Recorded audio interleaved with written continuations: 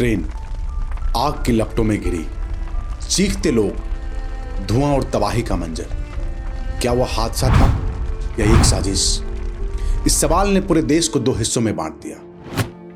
अगले कुछ पल में हम आपको डिटेल में बताएंगे कि 27 फरवरी 2002 की उस मनहूस सुबह को आखिर ऐसा क्या हुआ था। एक ऐसा दिन जिसने ना सिर्फ गोधरा को बल्कि पूरे भारत को झकझोर कर रख दिया।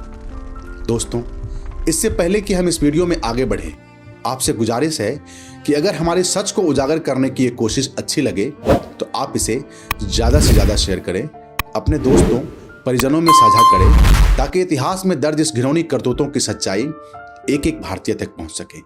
तो आइए शुरू करते हैं।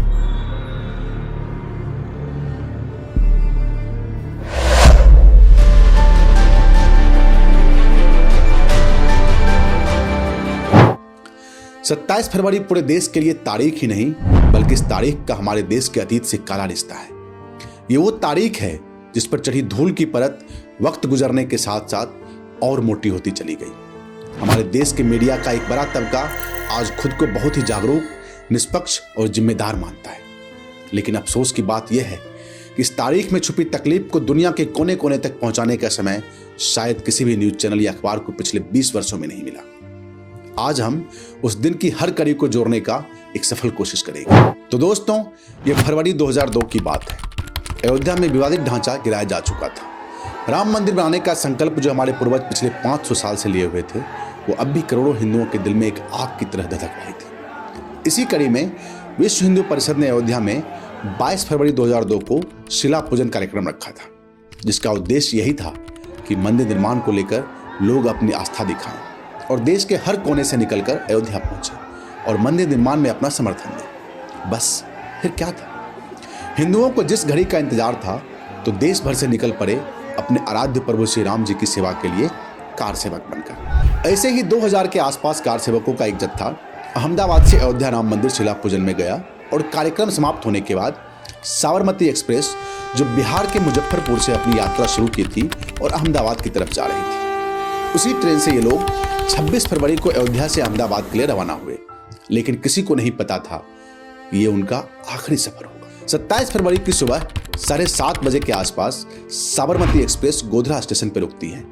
उस वक्त ये ट्रेन अपने निर्धारित समय से 3.5 घंटे लेट चल रही थी। गोधरा स्टेशन पर कुछ देर रुकने के बाद जैसे ही ट्रेन थोड़ी दूर आगे बढ़ती है कि कोई चेन खींचकर ट्रेन को रोक देता है। दोस्तों, हम आगे बढ़ें इससे पहले आपको बता दूं कि उस दिन एक्चुअल में क्या हुआ था। इसके लिए ढेर सारे किस्से और कहानियां बताई जाती हैं, लेकिन हम आपको यहां वही बातें बता रहा हूं जिसे बाद में सुप्रीम कोर्ट द्वारा गठित एसआईटी ने भी ठीक माना और नानावटी आयोग ने भी। तो हुआ कुछ यूं कि जैसे ही ट्रेन आगे बढ़ी तो कोई ट्रेन के अंदर से चेन खींचता है, जो बाद में फोरेंसिक जांच से भी साबित हुआ कि कोई 3 बार चैन खींच के ट्रेन को रोकी गई। ट्रेन ठीक उसी जगह रुकवाई गई जहां पे मुस्लिम बस्ती थी और ट्रेन के रुकते ही सैकड़ों की उन्मादी और नफरती भीड़ ने पत्थर मारने शुरू कर दिए, जिसे देखकर ट्रेन के अंदर बैठे लोग डर के मारे अपने खिड़की को बंद कर लिया। तभी पत्थरबाजी का फायदा उठाकर कुछ लोग ट्रेन के अंदर चढ़ गए और अंदर से पेट्रोल छिड़ककर ट्रेन में आग लगा दी। हादसे के एक रात पहले अमन गेस्ट हाउस में मीटिंग भी की थी। तकरीबन 40 लीटर पेट्रोल लाकर वहां पर पहले से रख दिया गया था। पत्थरबाजी का फायदा उठाकर ट्रेन में घुसे लोग पेट्रोल को S6 कोच के अंदर छिड़ककर पूरी डब्बे को आग के हवाले कर दिया। देखते ही देखते सिर्फ 5 मिनट में आग इतनी भयानक हो गई कि अंदर बैठे यात्री को कुछ भी सोचने और अपने बचाव में कुछ भी करने का मौका ही नहीं मिला। और फिर आग की वो लपटें जिसने हर चीख को राख कर दिया, जिसमें 59 कार सेवक आग में झुलस कर मारे गए। मरने वाले में 27 पुरुष, 20 महिलाएं और 12 बच्चे थे, जिनमें कुछ बच्चे तो 2 साल से भी कम उम्र के थे। ये वो कार सेवक थे जिन्होंने किसी का कुछ नहीं बिगाड़ा था। ये तो सिर्फ अपने सबसे बड़े आराध्य भगवान श्री राम के मंदिर निर्माण में अपना समर्थन देने गए थे। इनकी तो वहां मौजूद मजहबी भीड़ के साथ कोई जाति दुश्मनी भी नहीं थी। दोस्तों, उस आग में सिर्फ ट्रेन के डब्बे ही नहीं जले, उस आग में गोधरा से शुरू होकर पूरे गुजरात में नफरत का जहर फैल गया। दंगे शुरू हो गए, निर्दोष लोग मारे गए, सैकड़ों घर तबाह हो गए। पूरे गुजरात में एक तूफान सा आ गया। सवाल सिर्फ एक था कि कौन जिम्मेदार है? कहीं गोधरा कांड एक बहाना तो नहीं जो इस आग ने पूरे राज्य को धधकने के लिए तैयार किया। अगले ही दिन 28 फरवरी को गोधरा से कार सेवकों के शव को खुले ट्रक में अहमदाबाद लाया गया। ये घटना भी चर्चा का विषय बना।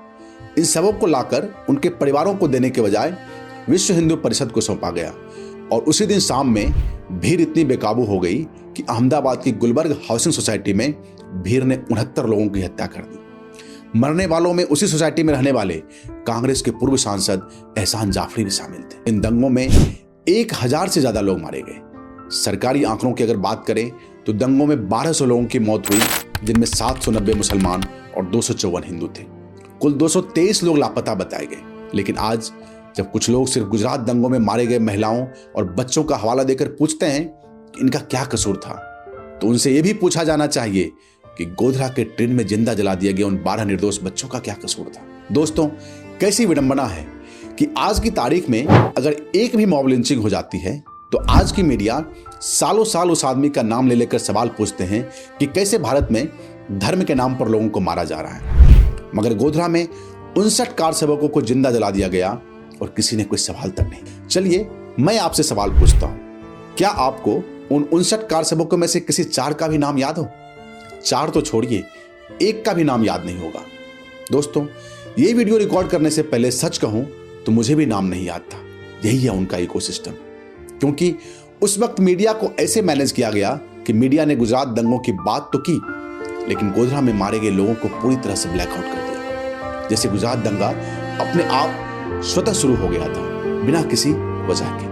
गोधरा में ट्रेन को किस तरह साजिश करके जलाया गया, ये पता करना इन्वेस्टिगेशन टीम के लिए आसान नहीं। इकोसिस्टम ने कई तरह के फेक नैरेटिव चलाए कि उस नैरेटिव में सच उलझकर दम तोड़ दे। पहला झूठ ये फैलाया गया कि गोधरा की घटना कोई साजिश नहीं थी। ये बताया गया कि सुबह 7:30 बजे साबरमती एक्सप्रेस गोधरा पहुंचने से पहले ट्रेन सुबह 6 बजे दाहोद स्टेशन पे पहुंचती है और वहां पर एक मुस्लिम वेंडर ट्रेन में घुसने की कोशिश करते हैं, जिसे कार सेवकों ने ट्रेन में चढ़ने नहीं दिया, जिससे वो मुस्लिम वेंडर बहुत गुस्सा हो जाता है और अपने अगले ही स्टेशन पर अपने भाइयों को इसकी सूचना दे देती है और उन लोगों ने ट्रेन को गोधरा स्टेशन पर उसे बाहर से आग लगा दी। मगर उस वक्त मामले की जांच कर रहे सीनियर IPS अधिकारी राकेश अस्थाना जी ने बताया था कि उन्हें शुरू में ही देखकर यह पता लग गया था कि ट्रेन में आग अंदर से लगाई गई थी। राकेश अस्थाना जी ने यह भी बताया कि जिस जगह ट्रेन में आग लगाई गई थी वो स्टेशन से बाहर की जगह थी। अगर ट्रेन को बाहर से आग लगाई होती तो सबसे पहले खिड़की के आसपास की जगह को आग पकड़ती, और वैसे भी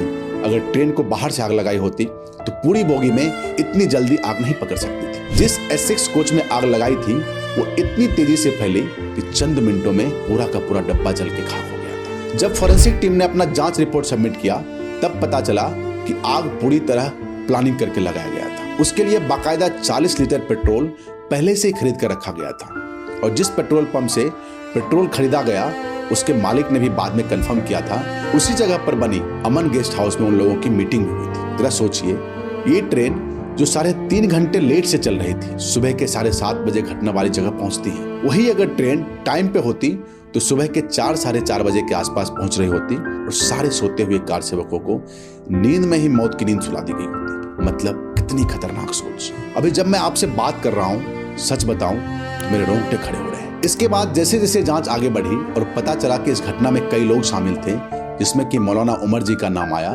जो इस घटना का मास्टरमाइंड था। एक और मुस्लिम नेता हाजी बिलाल भी इसमें शामिल था, जिसने भीड़ को इकट्ठा किया और भीड़ को भड़काया भी। रफीक हुसैन भटक पे भी आरोप लगा कि उसने ही ट्रेन की बोगी में पेट्रोल फेंका। इसके अलावा फारूक भाना और सलाउद्दीन अब्दुल मलिक भी इस पूरी वारदात में मुख्य साजिश करता थे। गुजरात में इस घटना के समय श्री नरेंद्र मोदी जी राज्य के मुख्यमंत्री थे।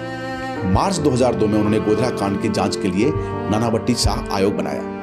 हाईकोर्ट के रिटायर्ड जज KG शाह और सुप्रीम कोर्ट के रिटायर्ड जज GT नानावटी इसके सदस्य बने। आयोग ने अपनी रिपोर्ट का पहला हिस्सा 6 साल बाद सितंबर 2008 को पेश किया। इसमें गोधरा कांड को सोची समझी साजिश बताया गया। साथ ही श्री नरेंद्र मोदी जी और उनके मंत्रियों और वरिष्ठ अफसरों को क्लीन चिट दे दी गई। बाद में सुप्रीम कोर्ट के द्वारा बनाई गई SIT भी इस जांच की रिपोर्ट को सही माना। गोधरा कांड के बाद चले मुकदमों में करीब 9 साल बाद 31 लोगों को दोषी ठहराया गया था। 2011 में SIT कोर्ट ने 11 दोषियों को फांसी और 20 को उम्र कैद की सजा सुनाई थी। बाद में अक्टूबर 2017 में गुजरात हाई कोर्ट ने 11 दोषियों की फांसी की सजा को भी उम्र कैद में बदल दिया था। गोधरा कांड और उसके बाद के दंगे सिर्फ एक घटना नहीं थी, यह राजनीति, साजिश और न्याय के लंबे संघर्ष की शुरुआत थी। लेकिन सवाल आज भी कायम है, क्या हम सच्चाई तक पहुंच पाए या यह सियासत की भेंट चढ़ गया। गोधरा कांड आज भी एक सवाल बनकर खड़ा है। 59 जिंदगियां ट्रेन में जलकर राख हो गई, हजारों लोग मारे गए और आज भी हम यह सोचने पर मजबूर हैं कि क्या यह सब रोका जा सकता था। इस घटना ने भारत के ताने बाने को बदल दिया। यह हमें याद दिलाती है कि जब नफरत का जहर फैलता है तो उसका नुकसान सबको उठाना पड़ता है। गोधरा सिर्फ एक घटना नहीं है, यह एक चेतावनी है, एक ऐसा सच जो हमें बताता है कि धर्म और जाति के नाम पर नफरत कितनी खतरनाक हो सकती है। सवाल यह है, क्या हमने गोधरा से कुछ सीखा या फिर हम ऐसे ही एक और घटना का इंतजार कर रहे हैं। अगर यह वीडियो आपको सोचने पर मजबूर करे तो इसे दूसरों के साथ साझा करें। हमें बताएं कि आपके विचार क्या है और आपसे निवेदन है हमारे चैनल को सब्सक्राइब करना ना भूलें। दोस्तों, हम फिर मिलेंगे अपने एक नए वीडियो में एक नई जानकारी के साथ। तब तक के लिए आप सबों को जय हिंद, जय भारत।